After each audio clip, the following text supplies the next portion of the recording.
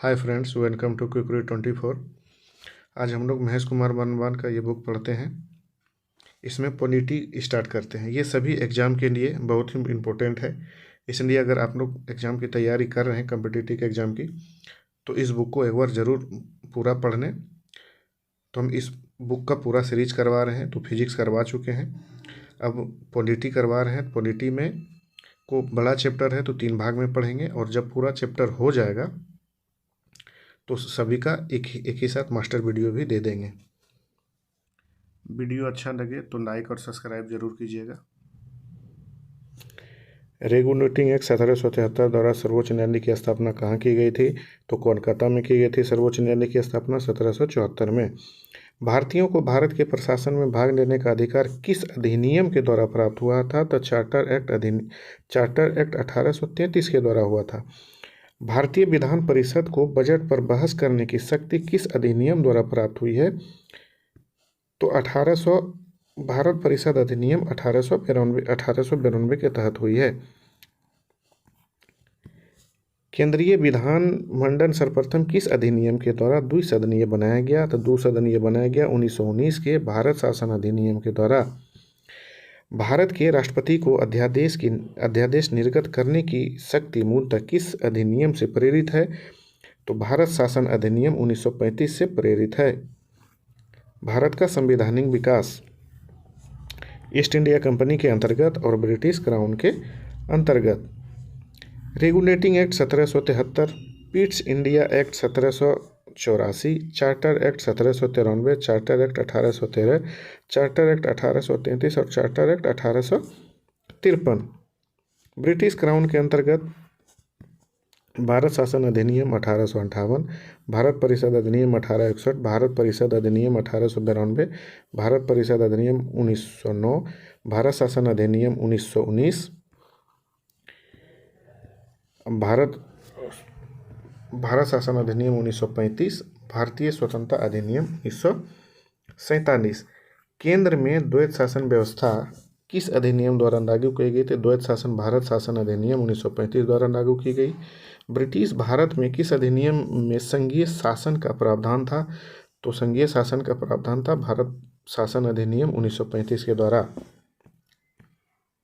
Next है अखिल भारतीय संघ की स्थापना करने का प्रावधान किस अधिनियम में किया गया है? तो भारत शासन अधिनियम में किया गया है। भारत शासन अधिनियम 1935 में किया गया है अखिल भारतीय संघ की स्थापना करने का प्रावधान। भारत के संविधान में केंद्र एवं राज्यों के मध्य किया गया शक्तियों का विभाजन भारत सरकार अधिनियम 1935 पर आधारित है। एक निर्वाचित संविधान सभा द्वारा भारत के संविधान का निर्माण करने का प्रावधान किसके द्वारा किया गया था? क्रिप्स मिशन के द्वारा किया गया था। भारतीय संविधान सभा का गठन किसके अंतर्गत किया गया था? तो कैबिनेट मिशन 1946 के अंतर्गत किया था भारतीय संविधान सभा का गठन। कैबिनेट मिशन द्वारा प्रस्तुत योजना के अनुसार संविधान सभा में प्रांतों से प्रतिनिधित्व का निर्वाचन किस अनुपात में था? तो 10 लाख की जनसंख्या पर एक सदस्य का निर्वाचन होता था। भारतीय संविधान का निर्माण करने वाली संविधान सभा के सदस्यों का चुनाव किसके द्वारा किया गया था? तो विभिन्न प्रांतों के विधानसभाओं के द्वारा किया गया था। अंतरिम सरकार 1946। सदस्य और धारित विभाग जवाहरलाल नेहरू राष्ट्रीय संबंध तथा विदेशी मामले। सरदार वल्लभ भाई पटेल थे गृह सूचना एवं प्रसारण। राजेंद्र प्रसाद थे खाद्य एवं कृषि। राजेंद्र प्रसाद थे खाद्य एवं कृषि। जॉन मथाई उद्योग एवं नागरिक आपूर्ति। जगजीवन राम थे श्रम मंत्री। सरदार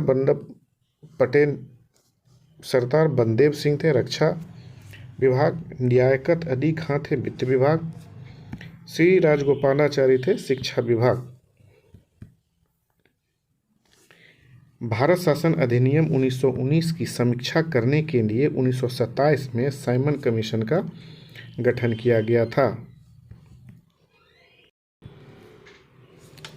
भारत की संविधान सभा की पहली बैठक कब हुई थी? तो 9 दिसंबर 1946 को हुई थी। भारतीय संविधान की पहली बैठक हुई थी 9 दिसंबर 1946 को। भारतीय संविधान का प्रथम प्रारूप सर B.N. राव द्वारा तैयार किया गया था। भारतीय संविधान का प्रथम प्रारूप सर B.N. राव द्वारा तैयार किया गया था। संविधान सभा के अस्थायी अध्यक्ष थे डॉक्टर राजेंद्र प्रसाद। संविधान सभा का अस्थायी अध्यक्ष किसे चुना गया था? तो डॉक्टर राजेंद्र प्रसाद को। संविधान सभा में पंडित नेहरू द्वारा उद्देश्य प्रस्ताव कब प्रस्तुत किया गया था? तो 13 दिसंबर 1946 को प्रस्तुत किया गया था। नेहरू द्वारा प्रस्तुत उद्देश्य प्रस्ताव संविधान सभा में कब स्वीकृत हुआ? तो 22 जनवरी 1947 को स्वीकृत हुआ। भारतीय संविधान के निर्माण काल में संविधान सभा के कुल कितने अधिवेशन हुए थे? 12 अधिवेशन हुए थे। भारतीय संविधान के निर्माण में संविधान सभा को कितना समय लगा था? तो 2 वर्ष 11 माह 18 दिन। भारतीय संविधान सभा के संवैधानिक सलाहकार कौन थे? तो सर B.N. राव थे। भारतीय संविधान सभा के वर्तमान रूप में राष्ट्रीय ध्वज को कब अपनाया गया? तो 22 जुलाई 1947 को अपनाया गया। संविधान सभा की प्रथम बैठक की अध्यक्षता डॉक्टर सच्चिदानंद सिन्हा यानी अस्थायी अध्यक्ष ने की थी। भारत का संविधान कब स्वीकार किया गया? तो 26 नवंबर 1949 को स्वीकार किया गया। भारतीय संविधान पूर्णतः कब लागू हुआ? तो 26 जनवरी 1950 को पूर्णतः लागू हुआ।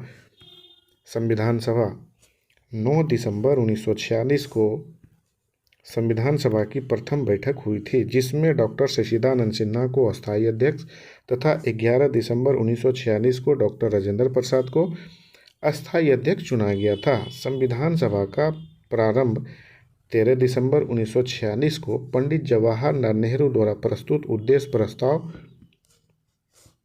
उद्देश्य प्रस्ताव से हुआ था, जिसे 22 जनवरी 1947 को सर्वसम्मति से स्वीकार कर लिया गया था। 26 नवंबर 1949 को भारतीय संविधान अंगीकृत किया गया, जबकि 26 जनवरी 1950 को इसे पूर्णतः लागू कर दिया गया।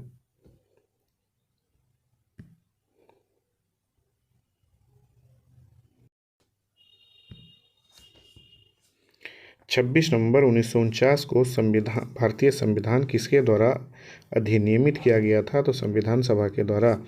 जन गण मन को भारत के राष्ट्रगान के रूप में कब अपनाया गया? तो 24 जनवरी 1950 को अपनाया गया। भारत सरकार द्वारा अशोक स्तंभ को राष्ट्रीय चिन्ह के रूप में कब अंगीकृत किया गया? तो 26 जनवरी 1950 को अंगीकृत किया गया। संविधान सभा की सलाहकार समिति के अध्यक्ष सरदार वल्लभ भाई पटेल थे। संविधान सभा के सलाहकार समिति के अध्यक्ष सरदार वल्लभ भाई पटेल थे। संविधान सभा की झंडा समिति के अध्यक्ष कौन थे? तो डॉक्टर राजेंद्र प्रसाद थे। संविधान सभा के झंडा समिति के अध्यक्ष कौन थे? तो डॉक्टर राजेंद्र प्रसाद थे। प्रमुख समितियां और एवं उसके अध्यक्ष।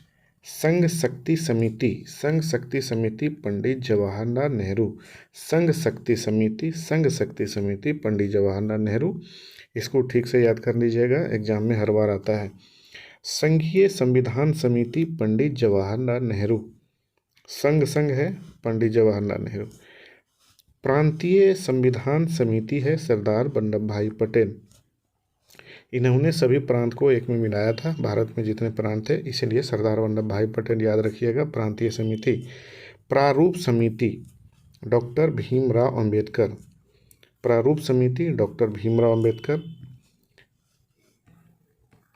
मौलिक अधिकारों एवं अल्पसंख्यक मामले।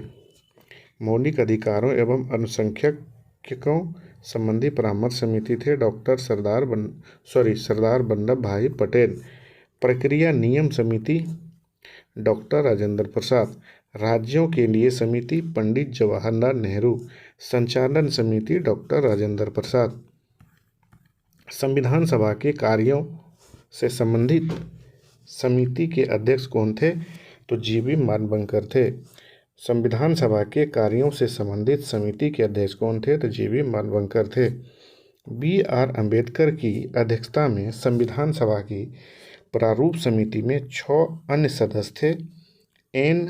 Gopalaswamy Ayyangar, doctor K.M. Munshi, B.S. Mitra, बाद में इसके स्थान पर एन माधवराव, अन्नादी कृष्णास्वामी अय्यर, सैयद मोहम्मद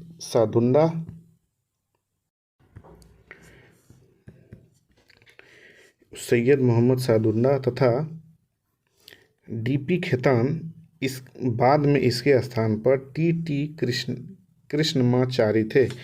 संविधान सभा में डॉक्टर बी.आर. अम्बेडकर की अध्यक्षता में प्रारूप समिति का गठन कब किया गया था?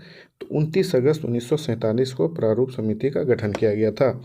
Doctor B R. अम्बेडकर का संविधान सभा में निर्वाचन किस प्रेसिडेंसी से हुआ था? तो बम्बई प्रेसिडेंसी से 1947 से 1950 में, अब पहले बंगाल प्रेसिडेंसी से 1946 से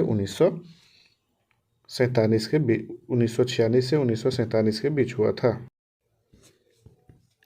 भारत का संविधान मूलतः 2 भाषाएं हिंदी तथा अंग्रेजी में लिखा गया था।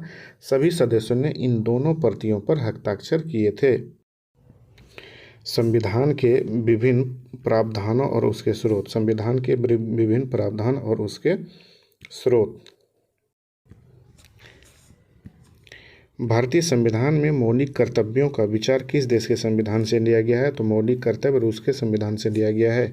भारतीय संविधान में राज्य के नीति निर्देशक तत्वों की संकल्पना किस देश के संविधान से अभिप्रेरित है? तो आयरलैंड के संविधान से अभिप्रेरित है।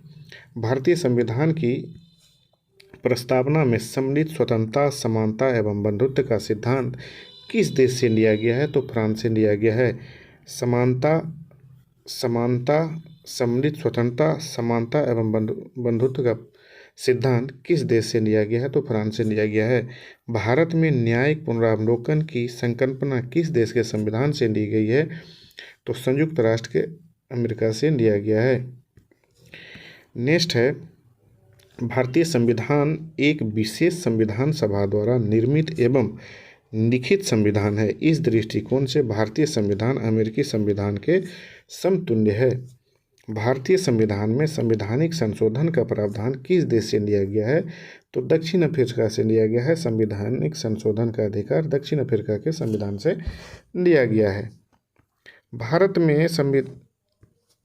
में संविधान में सम्मिलित आपातकालीन उपबंध किस देश के संविधान से अभिप्रेरित है? तो जर्मनी के वीमर संविधान से है। शक्तिशाली केंद्र के साथ भारत की संघात्मक व्यवस्था किस देश के संविधान से प्रेरित है? तो कनाडा से प्रेरित है। भारत के संविधान में सम्मिलित समवर्ती सूची किस देश से ली गई है? तो ऑस्ट्रेलिया से ली गई है। समवर्ती सूची ऑस्ट्रेलिया से ली गई है। भारतीय संविधान में निहित विधि द्वारा स्थापित प्रक्रिया किस देश के संविधान से ग्रहण की गई है? तो जापान के संविधान से। विधि द्वारा स्थापित प्रक्रिया किस देश के संविधान से ग्रहण की गई है? तो जापान के संविधान से। भारतीय संविधान की प्रस्तावना में सम्मिलित आर्थिक एवं राजनीतिक न्याय का आदर्श का प्रावधान किस देश के संविधान से अभिप्रेरित है? तो रूस के संविधान से प्रेरित है। भारतीय संविधान में संसदीय विशेषाधिकार की संकल्पना किस देश के संविधान से अभिप्रेरित है? तो ब्रिटेन के संविधान से अभिप्रेरित।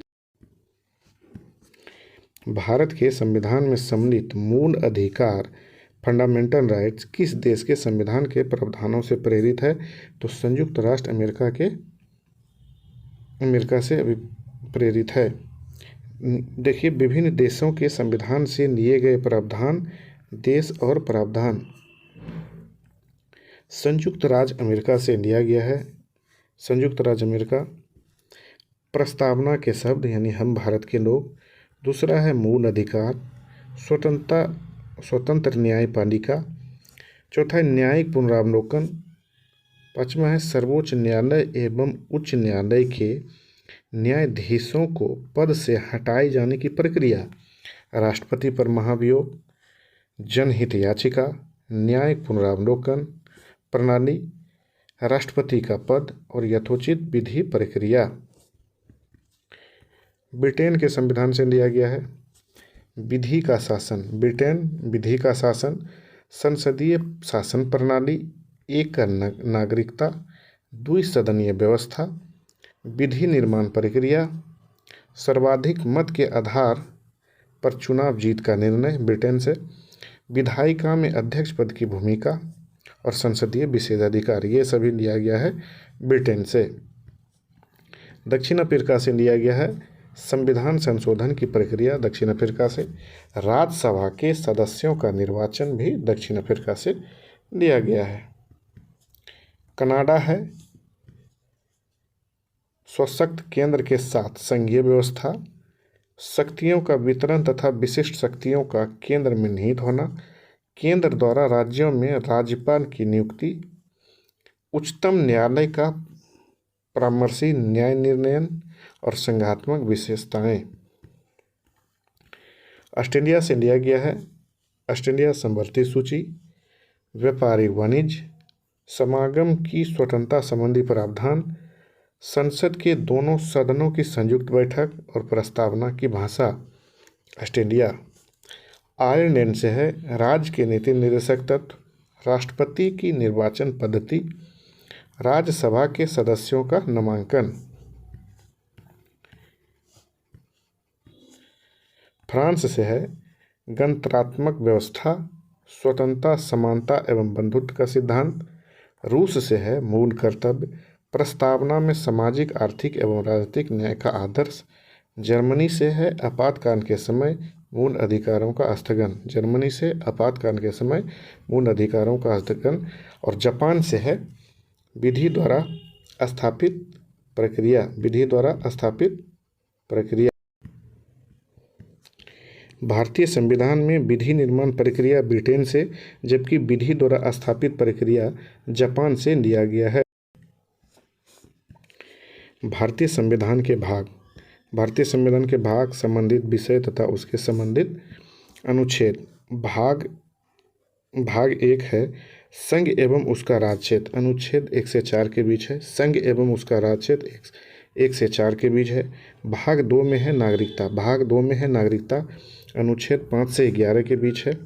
भाग 3 में है मूल अधिकार, भाग 3 में है मूल अधिकार, अनुच्छेद है 12 से 35। भाग 4 में है राज्य के नीति निर्देशक तत्व, जो अनुच्छेद 36 से 51 के बीच है। भाग 4 का क में है मूल कर्तव्य, फंडामेंटल राइट। भाग 4 का क में है या ए में है मूल कर्तव्य, अनुच्छेद 51 क या ए में है। भाग 5 में है संघ, अनुच्छेद 52 से 151 के बीच है। भाग 6 में है राज्य, भाग 6 में है राज्य, अनुच्छेद 152 से 237 के बीच है। भाग 7 में है पहली अनुसूची के भाग ख के राज्य संविधान 7वें संविधान संशोधन अधिनियम 1956 के द्वारा निरासित, जो अनुच्छेद 238 में है, जो निरसित है। भाग 8 में है केंद्र शासित प्रदेश, भाग 8 में है केंद्र शासित प्रदेश यानी यूनियन टेरिटरी, अनुच्छेद 239 से 242 के बीच है। भाग 9 में है पंचायत, भाग 9 में है पंचायत, अनुच्छेद 243 को से 243 9 तक है, 243 9 तक है। भाग 9 का क में है नगरपालिका, भाग क का 9 में है नगरपालिका, जो अनुच्छेद 243 से 243 यो 6 तक है, 243 तो से 243 और यो 6 तक है। भाग 9 का ख में है सहकारी समितियां, जो अनुच्छेद 243 यो जो से 243 यो 9 तक है। भाग 10 है अनुसूचित और जनजातीय क्षेत्र, अनुसूचित और जनजातीय क्षेत्र, अनुच्छेद 244 से 244 को के बीच है। भाग 11 में है संघ एवं राज्यों के मध्य संबंध, जो अनुच्छेद 245 से 263 के बीच है।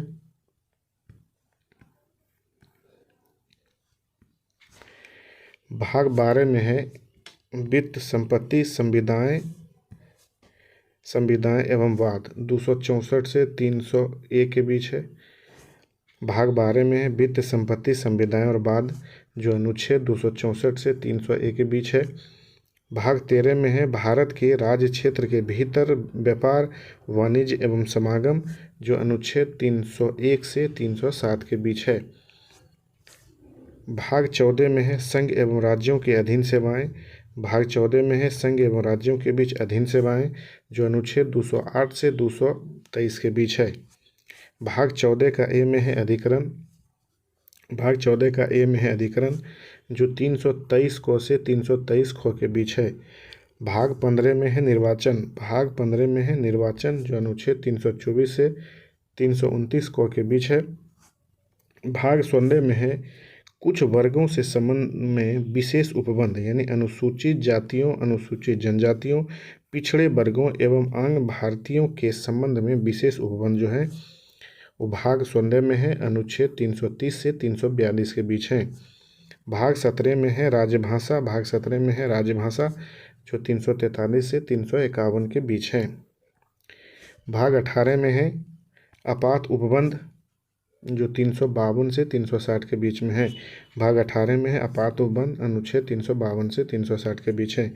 भाग 19 में है प्रकीर्णन मिसलिनियस, जो अनुच्छेद 361 से 367 के बीच है।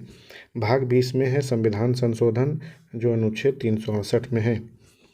भाग 21 में है अस्थायी, संक्रमणकालीन और विशेष उपबंध, जो 369 से 392 के बीच है। भाग 22 में है संक्षिप्त नाम प्रारंभ, हिंदी में प्राधिकृत पाठ एवं निरसन, जो 393 से 395 के बीच है। भारतीय संविधान में भाग 11 का अध्याय 1 संघ एवं राज्यों के मध्य विधायी शक्तियों को दर्शाता है। नेक्स्ट है भारतीय संविधान में अनुसूचियां।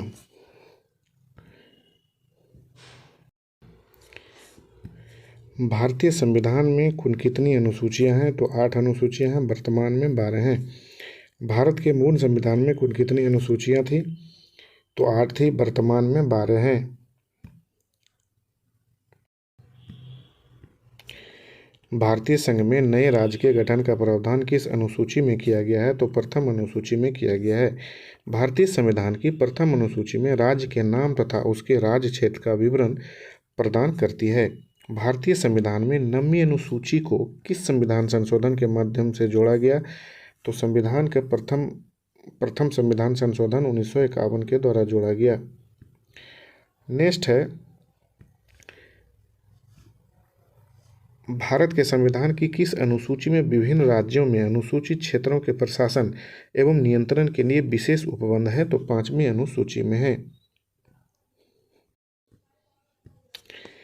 सरकारों द्वारा शुल्क एवं कर लगाने का अधिकार संविधान की किस अनुसूची में उल्लिखित है? तो 7वीं अनुसूची में उल्लिखित है। शुल्क एवं कर लगाने का अधिकार किस संविधान की अनुसूची में उल्लिखित है? तो 7वीं अनुसूची में उल्लिखित है। राज्य भूमि सुधार अधिनियम को संवैधानिक सुरक्षा प्रदान करने हेतु इसे किस अनुसूची में सम्मिलित किया गया?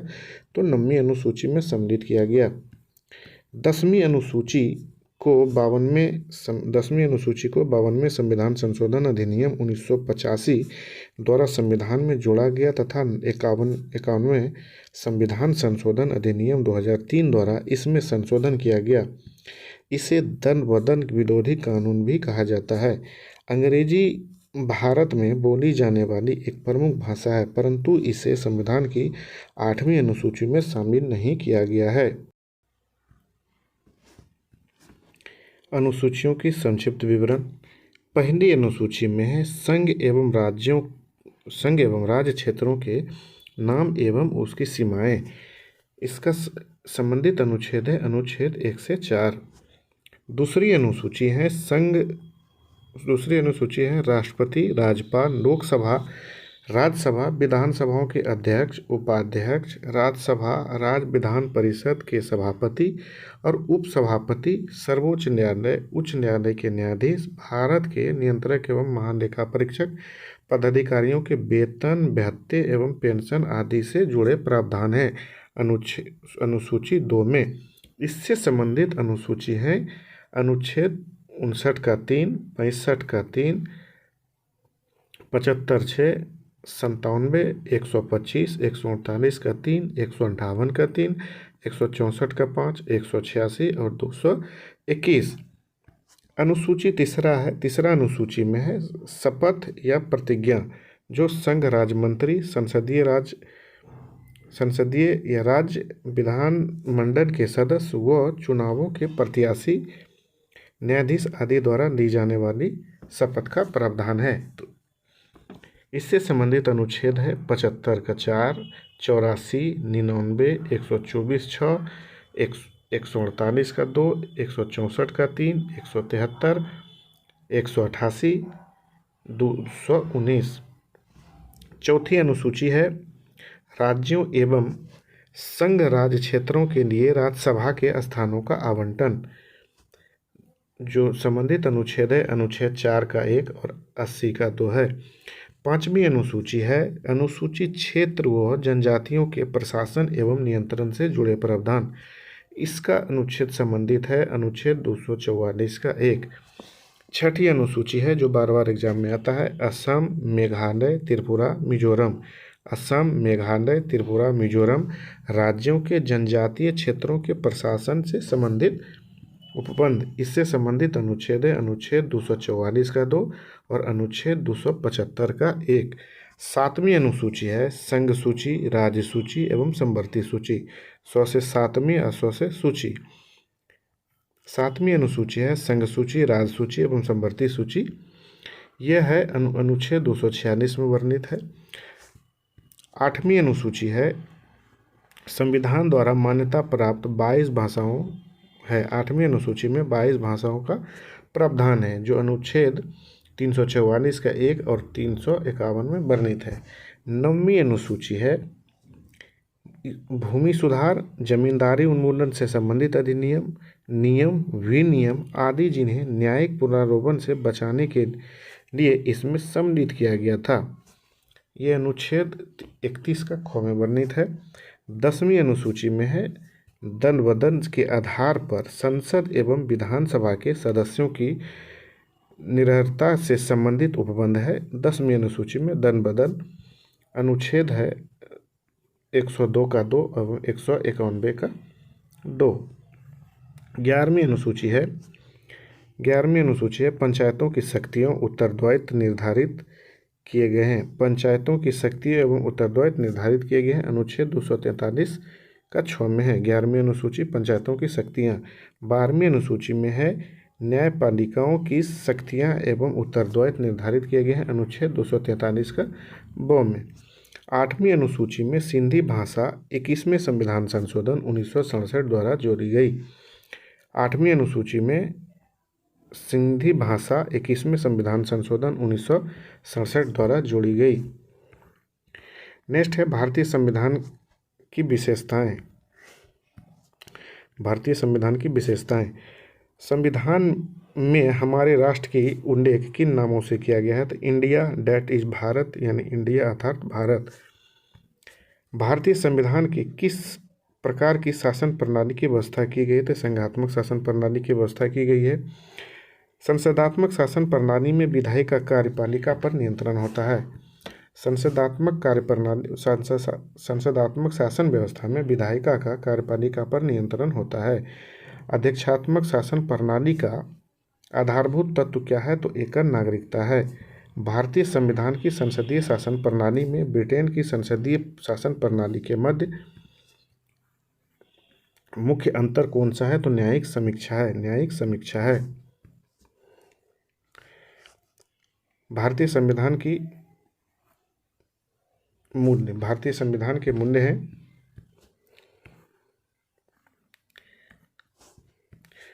स्वतंत्रता, समानता, भ्रातृत्व, संप्रभुता, समाजवादी, पंथ निरपेक्ष और लोकतांत्रिक।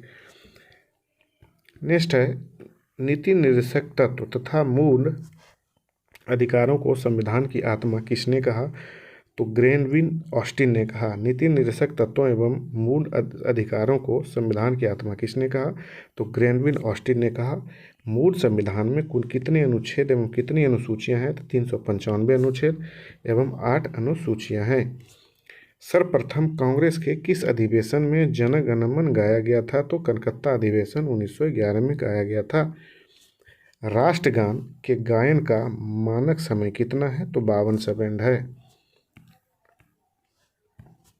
भारतीय संविधान की जटिलता के कारण इसे वकीलों का स्वर्ग भी कहा जाता है।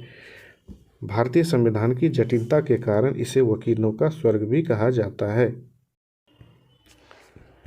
भारतीय संविधान अधिक कठोर एवं अधिक लचीले के मध्य एक अच्छा संतुलन स्थापित करता है। यह कथन किसका है? तो केसी व्हीलर का है, केसी व्हीलर का है। भारतीय संविधान अंशतः कठोर अंशतः लचीला है। भारतीय संविधान अंशतः कठोर एवं अंशतः लचीला है। भारत अर्ध संघात्मक राज्य है, यह किसने कहा था? तो केसी व्हीलर ने कहा था। भारतीय संविधान के बृहद होने के क्या कारण हैं? तो संघ एवं राज्यों के एकन संविधान। भारतीय संविधान के बृहद होने के क्या कारण हैं? तो संघ तथा राज्यों का एकन संविधान। अपनी राष्ट्रवादी प्रतिक्रिया में भारतीय संविधान के निर्माताओं ने अल्पसंख्यकों के हितों तथा भावनाओं के महत्व को कम करके आंका है। यह कथन किसका है? तो आइवर जेंगलिन का है। यह कथन आइवर जेंगलिंग्स का है। भारत में राजनीतिक सत्ता का प्रमुख स्रोत कौन है? तो जनता है। भारत में राजनीतिक सत्ता का प्रमुख स्रोत कौन है? तो जनता है। कोई भी संविधान कितना भी अच्छा क्यों न हो और यदि उसे क्रियान्वित करने वाले बुरे व्यक्ति हैं तो संविधान भी बुरा हो जाएगा। किसने कहा था? तो भीमराव अम्बेडकर ने। संविधान को संघात्मक के तंग ढांचे में नहीं ढाला जा सकता। किसने कहा? भीमराव अम्बेडकर ने। भारत की स्वतंत्रता के बाद भारतीय राष्ट्रीय कांग्रेस को एक राजनीतिक दल के रूप में भंग कर दिया जाना चाहिए।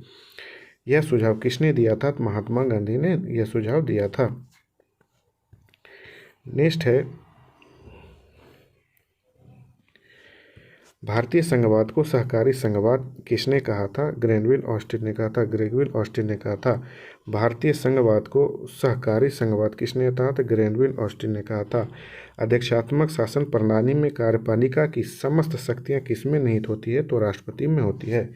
अध्यक्षात्मक प्रणाली में कार्यपालिका की समस्त शक्तियां किसमें निहित होती है? तो राष्ट्रपति में निहित होती है। मौलाना अबुल कलाम आज़ाद ने संविधान सभा में वयस्क मताधिकार को 15 वर्ष के लिए स्थगित करने की बात की थी। नेक्स्ट है, भारत का राष्ट्रीय पशु क्या है? तो बाघ है। भारत का राष्ट्रीय पशु कौन सा है? बाघ है। राष्ट्रीय पुष्प कौन सा है? कमल है। राष्ट्रीय पक्षी क्या है? तो मोर है। राष्ट्रीय ध्वज के चक्र में कितने तीलियां हैं? तो 24 तीलियां हैं। SR बम्बई बनाम भारत संघवाद 1946 में उच्चतम न्यायालय ने कहा भारतीय संविधान एक परिसंघात्मक संविधान है। सातवीं अनुसूची के प्रमुख विषय। सातवीं अनुसूची के प्रमुख विषय। भारतीय संविधान के अंतर्गत सिविल प्रक्रिया संहिता किस सूची में है? तो समवर्ती सूची में है। जनसंख्या नियंत्रण और परिवार नियोजन तथा आपराधिक मामले भारतीय संविधान की समवर्ती सूची में सम्मिलित हैं। जनसंख्या नियंत्रण, परिवार नियोजन तथा आपराधिक मामले भारतीय संविधान की समवर्ती सूची में सम्मिलित है। शिक्षा किस सूची का विषय है? तो शिक्षा जो है समवर्ती सूची का विषय है। शिक्षा प्रारंभ में राज्य सूची का विषय था। इसे 42वें संविधान संशोधन के 1976 के द्वारा समवर्ती सूची में स्थानांतरित किया गया। शिक्षा प्रारंभ में राज्य सूची का विषय था। इसे 42वें संविधान संशोधन 1976 के द्वारा समवर्ती सूची में स्थानांतरित किया गया था।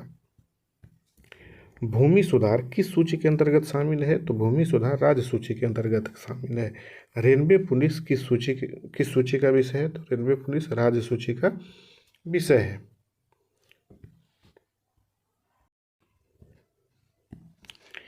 आर्थिक नियोजन किस सूची का विषय है? तो आर्थिक नियोजन समवर्ती सूची का विषय।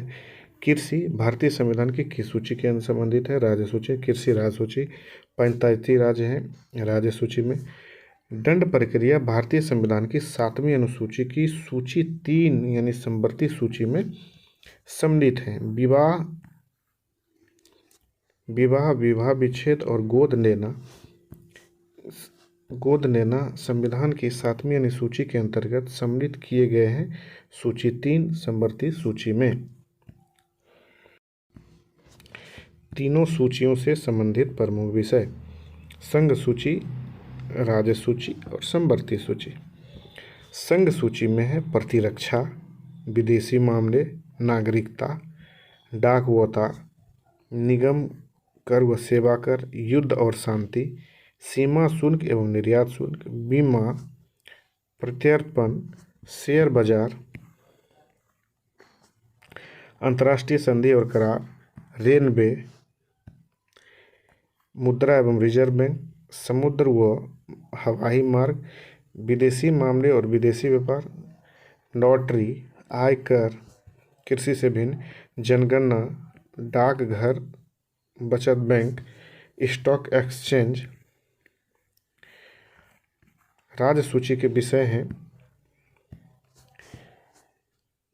लोक व्यवस्था, पुलिस, रेल व ग्रामीण पुलिस सहित, कारागार, भूमि, स्थानीय प्रशासन, प्रादेशिक लोक सेवा, लोक स्वास्थ्य, बाजार एवं मेले, सट्टाबाजी और जुआ, कृषि भूमि पर संपदा शुल्क और पशुपालन, कृषि पर आयकर, गैस, शराब, मनोरंजन, भू राजस्व लगान, विद्युत कर, टोल टैक्स, प्रति व्यक्ति आय या कर, विलायत की वस्तु कर।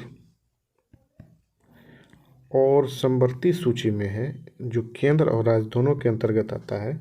इसमें है दंड विधि या प्रक्रिया विधि, आर्थिक व सामाजिक योजनाएं, शिक्षा, वन, विवाह एवं विवाह विच्छेद, कारखाने एवं मजदूर संघ, खाद्य पदार्थों और अन्य पदार्थों का मिश्रण, जनसंख्या नियंत्रण व परिवार नियोजन, न्याय प्रशासन, संपत्ति का अर्जन व अधिग्रहण, विद्युत, बाट माप, वन्य जीव जंतुओं का संरक्षण, समाचार पत्र, पुस्तकें और मुद्रालय, स्वच्छता एवं औषधालय, औद्योगिक विवाद, उत्तराधिकार, विधि वृत्ति एवं चिकित्सा वृत्तियाँ, कीमत नियंत्रण, जन्म मरण पंजीकरण। वर्तमान में संघ सूची में 100, राज्य सूची में 61 और संवर्ती सूची में 52 विषय शामिल हैं। वर्तमान में संघ सूची में 100, राज्य सूची में 61 तथा संवर्ती सूची में 52 विषय शामिल हैं। आगे है उद्देशिका। उद्देशिका यानी प्रस्तावना।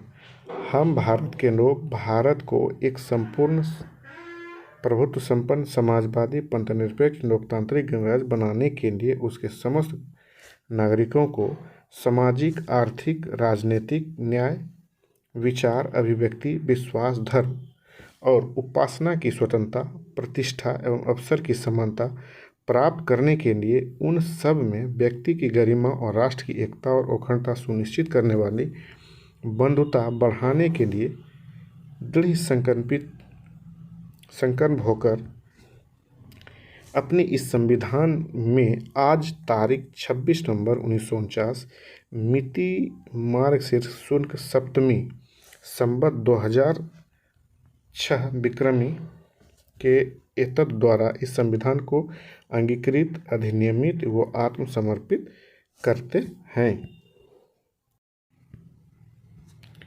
संविधान सभा में उद्देश्य प्रस्ताव कब प्रस्तुत किया गया? तो 13 दिसंबर 1946 को संविधान सभा में उद्देश्य प्रस्ताव कब प्रस्तुत किया गया? 13 दिसंबर 1946 को। भारतीय संविधान का कौन सा भाग भारत को एक धर्मनिरपेक्ष राज्य के रूप में वर्णित करता है? तो संविधान की प्रस्तावना।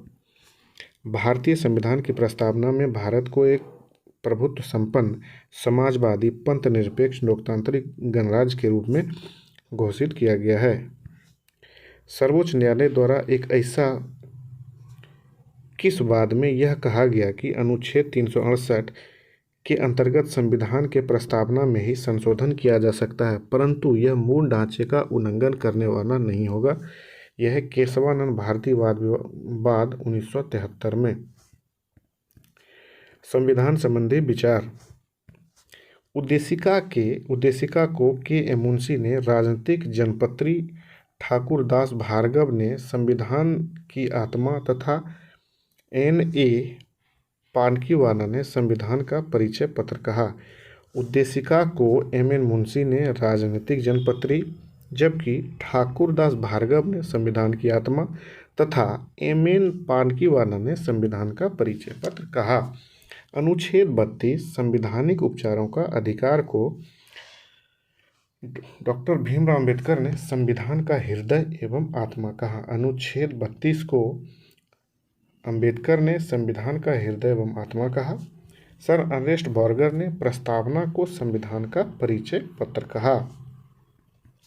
नेक्स्ट है भारत के संदर्भ में पंथ निरपेक्ष शब्द का सही भाव क्या है? तो भारत में राज्य का कोई पंथ या धर्म नहीं है।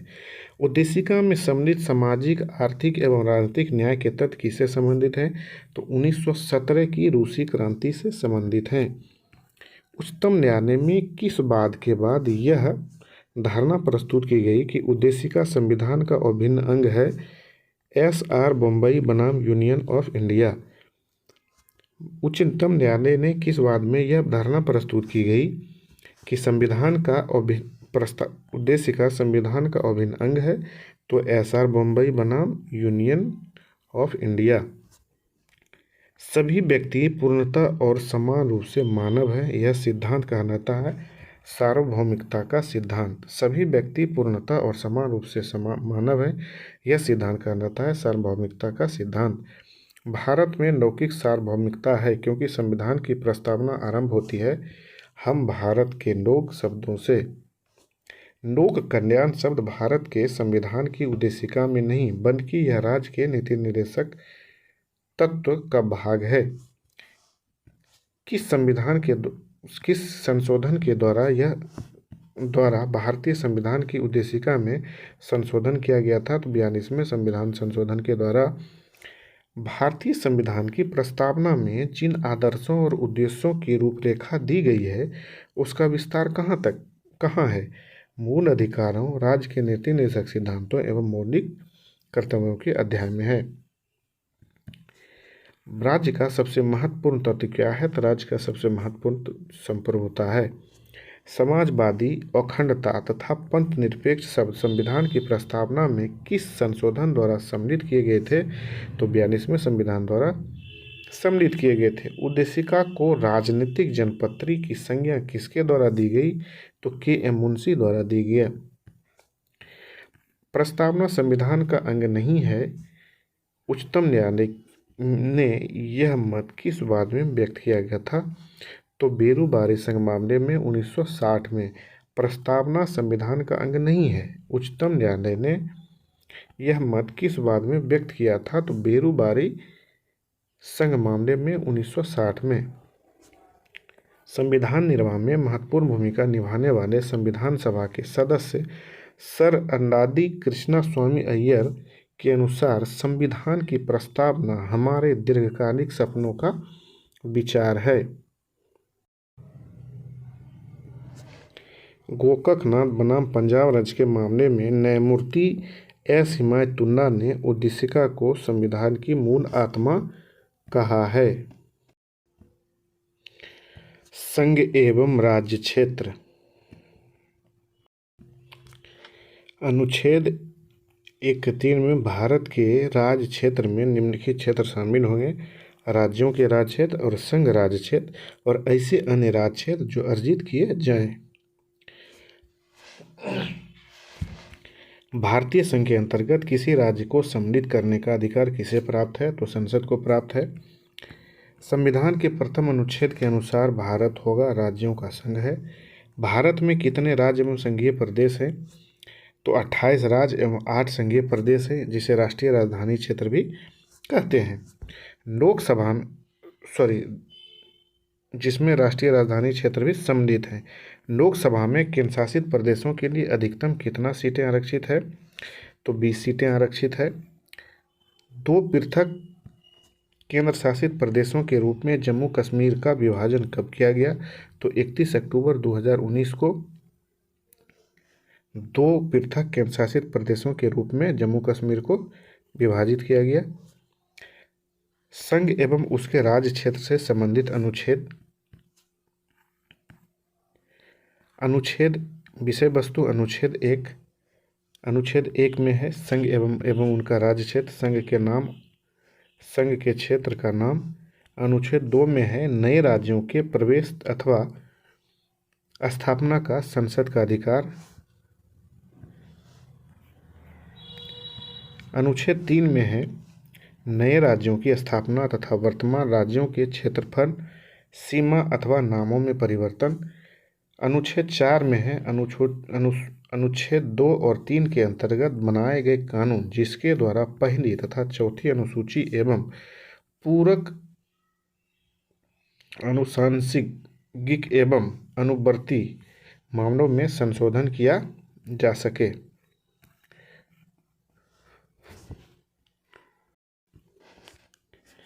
नए राज्यों के गठन की शक्ति किसे प्राप्त है? तो नए राज्यों के गठन की शक्ति संसद को प्राप्त है। राज्यों में पुनर्गठन से संबंधित फजल अली आयोग का गठन किस वर्ष किया गया था? तो वर्ष 1953 में किया गया था। भाषाई आधार पर भारत में सर्वप्रथम किस राज्य का गठन किया गया था? तो भाषाई आधार पर आंध्र प्रदेश का गठन किया गया था। राज्य पुनर्गठन आयोग ने 1 नवंबर 1956 को कितने राज्य तथा केंद्रशासित प्रदेश बनाए थे? तो 14 राज्य और 6 केंद्रशासित प्रदेश बनाए थे। सिक्किम भारत का एक राज्य किस वर्ष बनाया गया था? तो 36वें संविधान संशोधन के अंतर्गत वर्ष 1975 में बनाया गया था। भारत में केंद्रशासित प्रदेशों का प्रशासन किसके द्वारा किया जाता है? तो राष्ट्रपति द्वारा किया जाता है। भारत में केंद्रशासित प्रदेशों का प्रशासन किसके द्वारा किया जाता है? तो राष्ट्रपति के द्वारा किया जाता है। जूनागढ़ रियासत को जनमत संग्रह के आधार पर तथा हैदराबाद रियायत को सैन्य कार्यवाही के द्वारा भारत में शामिल किया गया। जूनागढ़ को जनमत संग्रह और हैदराबाद को सैन्य कार्यवाही द्वारा भारत में शामिल किया गया था। जम्मू कश्मीर रियायत के शासक हरि सिंह ने पाकिस्तानी सेना एवं कवायदियों के आक्रमण से सुरक्षा सुनिश्चित करने हेतु भारत के साथ विनय पत्र पर हस्ताक्षर करके कश्मीर को भारत में सम्मिलित किया था। पहले के विशेष राज्यों को राज्य का दर्जा कब दिया गया? असम को 1969 में, हिमाचल को 1971 में, मेघालय को 1972 में, सिक्किम को 75-76 में, अरुणाचल प्रदेश को 86-87 में, नागालैंड को 69 में, मणिपुर को 72 में, त्रिपुरा को 72 में और मिजोरम को 86-87 में।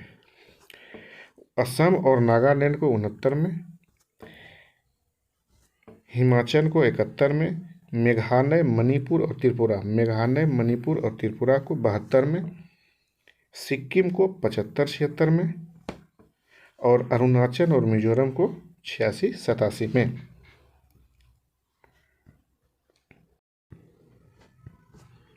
क्षेत्रीय परिषद का नाम, मुख्यालय और सम्मिलित राज्य एवं संघ राज्य।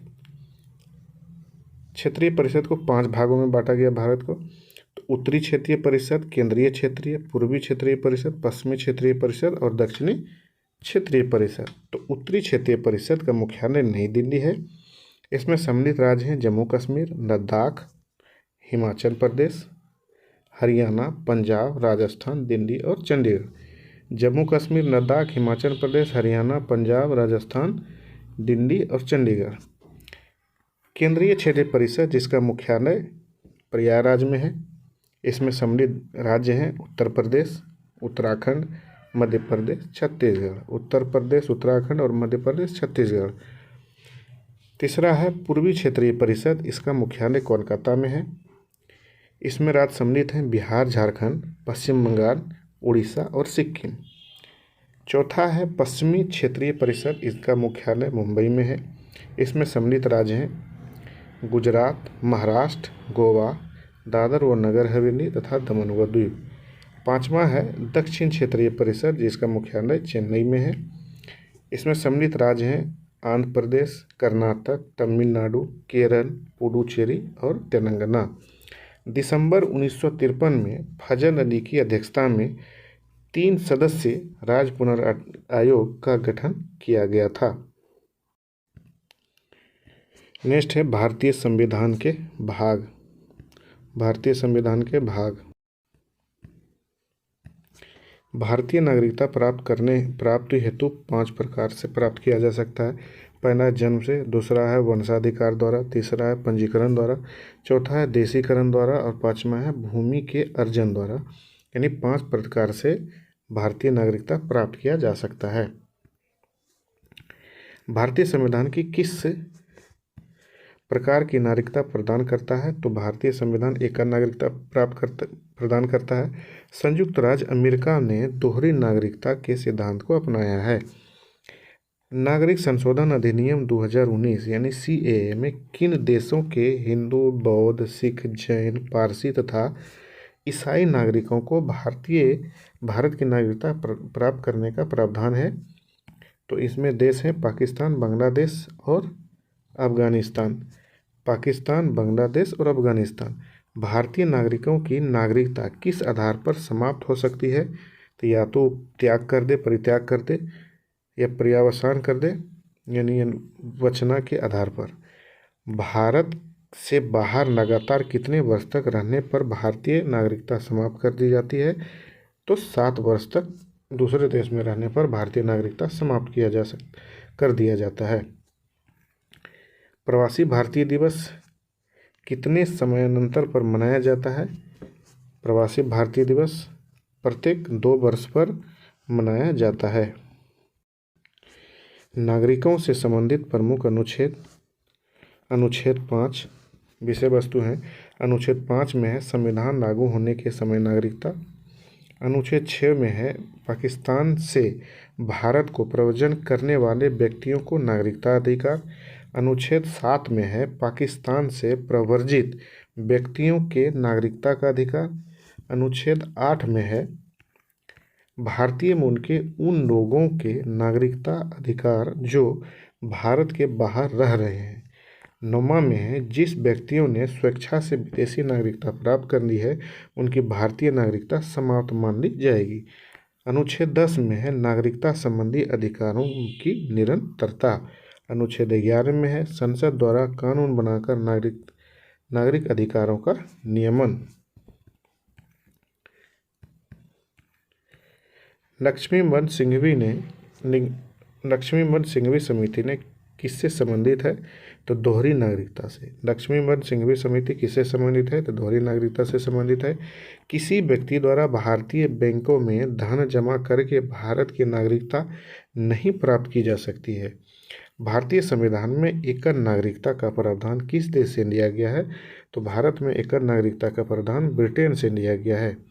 भारतीय मूल के व्यक्ति का कार्ड धारक भारत में नहीं खरीद सकता। भारतीय मूल के व्यक्ति PIO का कार्ड धारक भारत में नहीं खरीद सकता, तो कृषि भूमि नहीं खरीद सकता। NRI, PIO और OI कार्ड धारक में तुलना। इन तुलना देखिए, NRI होता है प्रवासी भारतीय, भारतीय मूल के व्यक्ति होते हैं PIO और विदेशी भारतीय नागरिक होते हैं OIC। परिभाषा देखिए अप्रवासी का, भारतीय नागरिक जो साधारणतः भारत से बाहर निवास करता है, भारतीय पासपोर्ट धारण करता है, वो प्रवासी भारतीय हैं। भारतीय मूल के व्यक्ति हैं, स्वयं व्यक्ति या उसका कोई पूर्वज भारतीय नागरिक रहा है, वह वर्तमान में अन्य देश की नागरिकता प्राप्त करता है जिसका पासपोर्ट धारक है, ये भारतीय मूल के व्यक्ति हैं। और विदेशी भारतीय नागरिक जो है एक व्यक्ति जो विदेशी भारतीय नागरिक कार्ड धारक हो तथा नागरिकता अधिनियम 1955 के अंतर्गत पंजीकृत हो, वो है OIC। नागरिकता का अर्थ है अप्रवासी का, ये भारतीय नागरिक होना चाहिए। और भारतीय मूल के व्यक्ति में है भारत में कम से कम 7 वर्षों के नियंत्रण निवास के आधार पर आवेदन कर सकता है। और विदेशी भारतीय नागरिक है संविधान लागू होने या उसके बाद भारतीय नागरिकता था उस भूभाग पर निवास जो स्वतंत्रता के बाद भारत का अंग बना। लाभ प्राप्त होने वाले लाभ हैं, तो प्रवासी भारतीय को प्राप्त होने वाला लाभ है सभी लाभ जो समानता भारतीय नागरिकों को प्राप्त होता है और प्रवासियों को मिलता है। और भारतीय मूल में इसमें कोई विशेष लाभ नहीं है। और विदेशी भारतीय नागरिक है एक FRRO, वो RO वाले नाव के साथ पंजीयन से छूट भारत में कितनी भी अवधि तक ठहराव के लिए होता है। अप्रवासी को वीज़ा नहीं मिलता है, वीज़ा नहीं, भारतीय मूल के व्यक्ति को वीज़ा हाँ, आजीवन भर बिना वीज़ा आ सकते हैं। मताधिकार है, दे दिया गया है मताधिकार, और PIO को मताधिकार नहीं है और विदेशी मामलों को मताधिकार नहीं है। एड एम सिंघवी की अध्यक्षता में गठित समिति ने प्रतिवर्ष 9 जनवरी को प्रवासी दिवस मनाने की अनुशंसा की। किसने की? एड एम सिंघवी की अध्यक्षता में गठित समिति ने प्रतिवर्ष 9 जनवरी को प्रवासी भारतीय दिवस मनाने की अनुशंसा की।